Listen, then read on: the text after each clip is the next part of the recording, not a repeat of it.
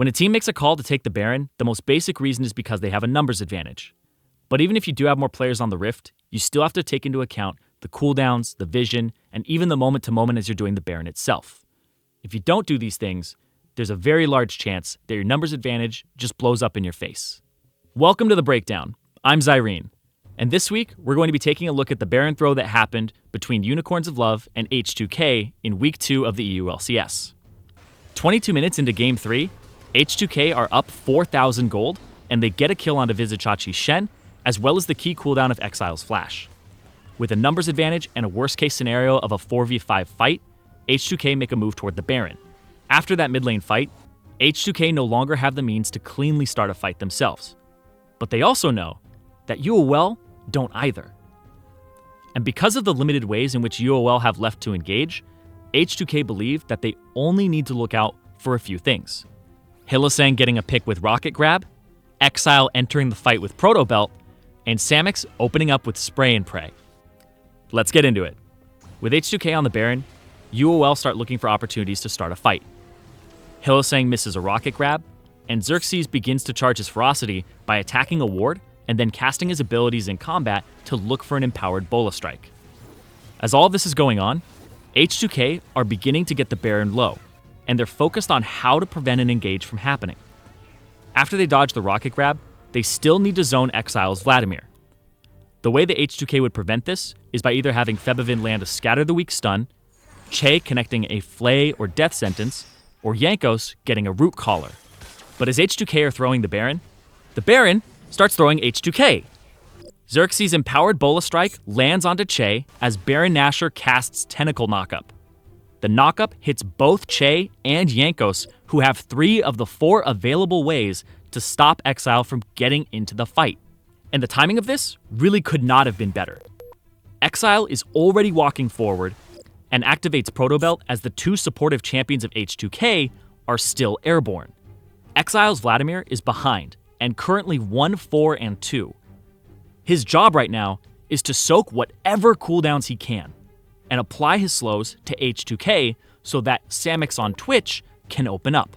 Exile enters the fight, eats the exhaust from Che, and then dodges Febiven's stun with Sanguine Pool while channeling Tides of Blood. With the exhaust and stun blown, Samix opens up from stealth and starts shooting his Spray and Pray. H2K are grouped up trying to leave the Baron pit, and that's when he sees his opportunity. Samix flashes forward to maximize his damage output while there isn't really anything left to slow him down. At this point, Febiven makes a last-ditch effort to try and burst Samix. But there's a big issue here. In terms of gold total, Febiven is up almost 1,000 over Exile. But if you take the price of each mid laner's inventory, Febiven is the one who's behind, and he's down by 1,100 gold. Febiven is actually sitting on 2,600 gold, and when he dies, he fully purchases a Void Staff. If H2K had been content with their mid lane play onto Vizicsacsi, they could have reset, purchased, and put Febiven in a position where he was a huge threat to everyone on UOL, especially Samix.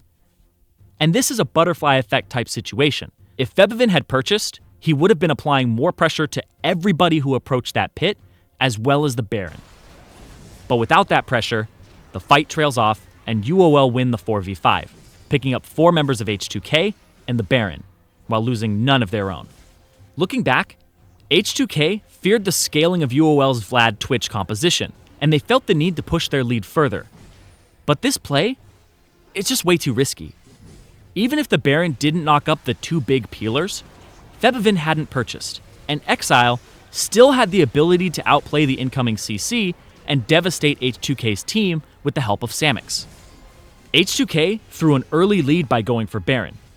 They were up in gold in numbers, but they weren't respecting the circumstances. H2K failed to realize that they didn't have enough reliable ways to reach or escape a fed Twitch while simultaneously trying to peel a flashless Vladimir. Having a 5v4 isn't permission to do a Baron, and UOL deserve credit for recognizing that. Because of this punish, the Unicorns of Love were given time to scale and went on to end Week 2 of the EU LCS undefeated and at the top of Group B.